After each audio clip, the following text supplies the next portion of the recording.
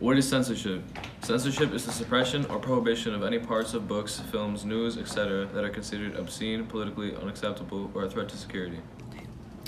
Do you think censorship exists in our country? Yes, I believe that censorship exists in a variety of ways. I think our news is fairly censored. I think that school districts often use censorship depending on the material that they want students to be having access to and what teachers are allowed to teach. In Baldwinsville, we have to get a lot of the books that we're going to teach, especially in English class, approved by the board. So if it's a text that the School of Education or the Board of Education doesn't feel strongly about or feel like it might be inappropriate to teach in schools, they have the ability to veto that. So, and it has been done before. So yes. Do you think your curriculum is affected by censorship, and how? So as I just mentioned, the school board does have the ability to veto any proposals of books or texts that I would want to teach in my classroom. For the most part, as long as I excerpt things and I'm getting parent permission for anything that might be a little bit controversial, I've never had any issues with what I've been allowed to teach. No one has come in and really questioned my materials, which I feel very thankful for. But I know that there are other school districts who definitely deal with censorship and they are much more restricted than we are here. In terms of my outside life, I feel like censorship exists in a lot of the information that I'm given via the media, news, any of that, for sure. Would you want censorship in this country? Like if you were the leader? So I think that censorship plays a role, and it can be useful if you are using it in an appropriate way, especially if it's to silence somebody who is using information to discredit or damage another person. So somebody who is using that kind of information basically like in a hurtful way, and that's illegal. So for example, like cyberbullying, people who are spreading damaging rumors, people who are using information to discredit, discount, or attack somebody, and it's either inappropriate, untrue, slanderous, then I believe that censorship should be used to police that, for sure.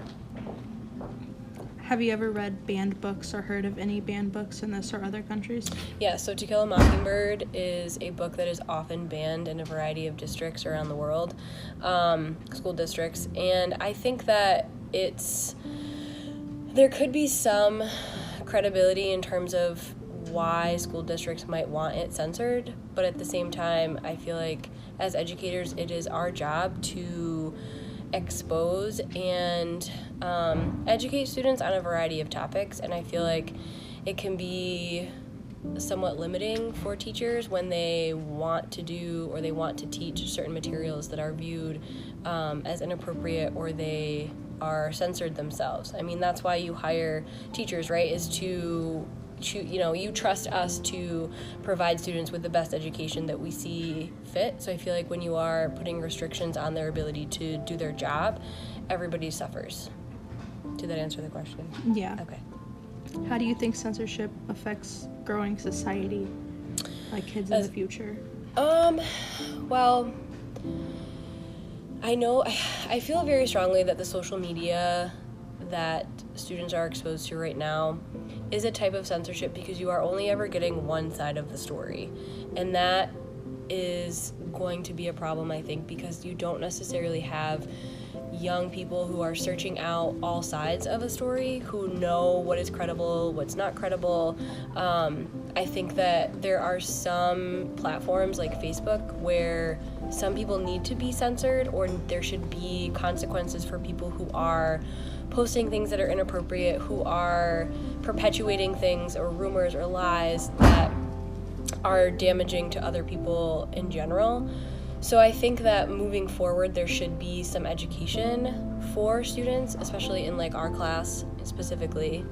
We talk about how truthful any one person can be, and are they giving the entire side of the story? And I feel like students need to be aware that you aren't necessarily getting the whole side, and there's other truths, censorship exists, and it's whether it's in the form of whether other people are censoring information because they want you to see a certain side. It could be the mass media, it could be the government. So I think that would be extremely helpful. Okay, thank you. You're welcome. Who should have the power to censor, and when should they use this power? The government and presidents should be the people censoring things because they are ahead of everybody else and have more power than most people to begin with. They should only be censoring things if it is hurting our economy and wealth. Also, if they're meeting with the president and governments and branches, that should be censored because when the country argues over live television, it's making us look pathetic and grimy. What is the history of censorship in the United States as well as at least 2 other nations? Censorship in the United States goes as far back as 1798 with John Adams. In 2017, online censorship was established officially.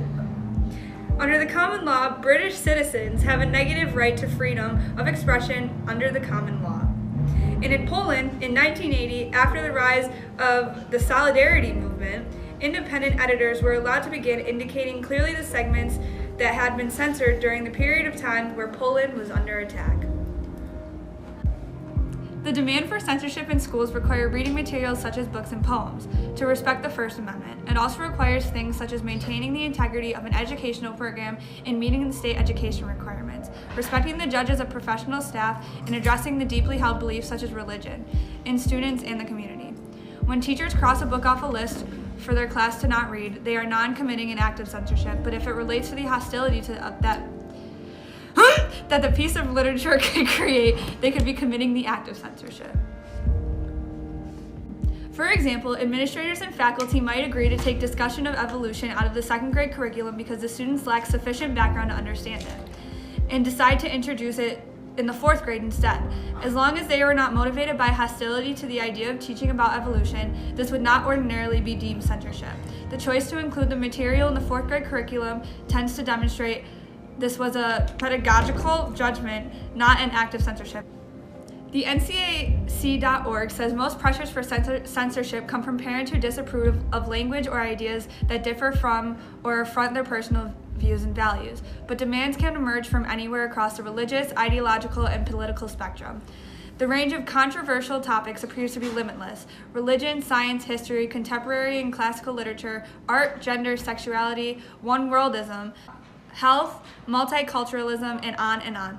Many demands appear motivated by anxiety about changing social conditions and tradition. Feminism, removal of prayers from schools, the emergence of gay rights movement, and other trends with implications for family structure and personal values have all generated calls for censorship.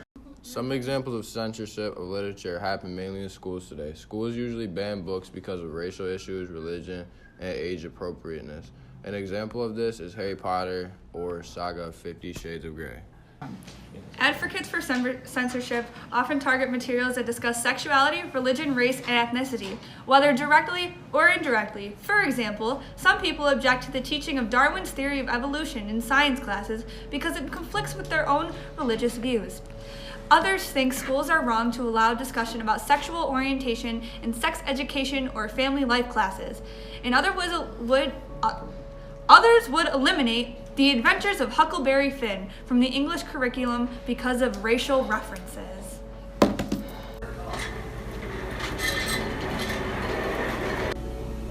Okay, Mrs. Meany, have you ever read any books that you know for sure are banned in schools? Yes.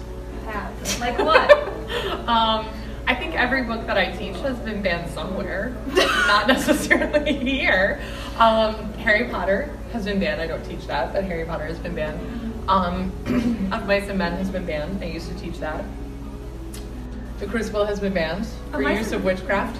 Hold on, I gotta think of some more. I taught a book last year called The Hate You Give that has been banned in many schools. Really? I'm trying to think. Yeah, all. Okay. How do you feel about censorship in schools? I'm like the wrong person to ask, but no, I believe that. Give us your honest opinion. Like, lay it all out, Mrs. Meany. We should not be censoring what you read. In the sense that the things that we choose as English teachers, we choose because they have literary merit and historical value and morals and lessons that we feel that you need to learn. Yeah. When someone approaches us about a book that we teach in the vein of like, oh, this is horrible, this shouldn't be taught, it's a very personal thing. Yeah. I also don't think that people should be telling you like that if there are books in the library that you shouldn't be able to read them. Mm-hmm. I think that we try sometimes to shelter kids, and that's to a detriment. Yeah. There's a difference between being age appropriate and censorship in my mind. Okay. As an English teacher, how does censorship in schools affect you in your teaching? Well, I think that it's hard because you're never sure when a parent or a community member is going to have a problem with a book. Mm-hmm. Like we had an incident, I told another group, we had an incident probably about 10 years ago now, maybe more, where we had a choice book unit in 11th grade, and there were like 5 different choices, and one of the books that we taught was a book called Katie.com, and it was about a girl who was the first girl who, after being sexually assaulted by a man she met on the internet, pressed charges, like in the United States. Yeah. And so the book was all about this whole case of like, because it was right when the internet first was a thing and like all these things. And we had a parent who went to the news, didn't come to the teacher, didn't come to the administration, went to the news. Oh my gosh. And we came in one morning and like the news stations are here talking about this smutch book that we were teaching, and we were like, what? all of our kids are online, all of our kids are meeting people online, like we're helping them to learn how to be smart about their choices. And then it kind of went away, but it was like, a little ridiculous. Yeah. When you were in high school or college, was there censorship in your school when it came to books? Not that I remember. I mean, there's always a degree of it because the teachers are making the choices. You aren't making the choices. So in a very loose definition, that is censorship. But not that I remember directly, no. Do you think censorship is a good or bad thing in schools? I think that's a loaded question. Yeah, kinda. I think there are times when, as producers of media, let's put it that way, like I would consider myself to be not a producer, but like a giver of media. I don't know, like whatever. Where we have to make good choices. Like we were talking, I don't know if it was for like one of these or somewhere else, that a few weeks ago, when that mass shooting happened in New Zealand, when those 39 people were killed, there was a video apparently that the shooter was videoing while he was shooting, and news places like around the world made the conscious decision not to show that video. And I think that that's a good choice. But that at its base is censorship. So you have to weigh like the good reasons for not showing someone something or giving someone a book, and the reasons why you should. So like, do we need to see that happen? No, but do I think that you need to read about Lenny and George and and John Proctor and Abigail? Yeah, I do. So like, I don't know, you have to weigh those things. Do you think censorship is helpful in literature? It depends on what we're censoring. Like one of the books, like The Hate You Give that I taught last year, the author herself tweeted out, I have it somewhere saved in my phone, I can find it if you guys want me to. When the book first came out, there's less swear words in the book. And she tweeted out, the F word is used 107 times, the S word, like, she's like, but how many, because the book is about a teenage boy who is shot and killed by cops. And he is African American and the cop was white, and it's about just like the whole, like race relations. And she's like, how many people have been shot and killed by cops and we don't talk about that? And so like, she's got a point. Like, do I need to protect you from the F word? Or do I need to show you what's happening in the world? I don't know. Great. What are valid arguments for censorship and against censorship? Some of the pros of censorship are security, control of panic or fear, prevents airing of violence so people don't join, and prevents offensive content. Some cons of censorship are uninformative information, unfair to human rights, controlling, pro-dictatorship, and loopholes, which are basically ineffective and prevents progress and development. Okay. Do you know what censorship is? It's limiting what you see, hear, or read based on an opinion, like a single opinion. The second question, how is literature censored in our school? Basically, it's censored in a way that's limiting us from anything inappropriate. Do you know of any literature that was censored in our school? Maybe like 50 Shades of Grey or 13 Reasons Why, something like that. Something too inappropriate.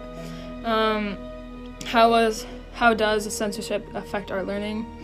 It's limiting us from seeing both sides of the story, only giving us one side to base our opinions on. Do you think that literature should be censored in our school? Yes, in some cases. In other cases, I think that we should learn more about a subject to be able to completely form an opinion that makes sense to us as long as we know both sides of the story.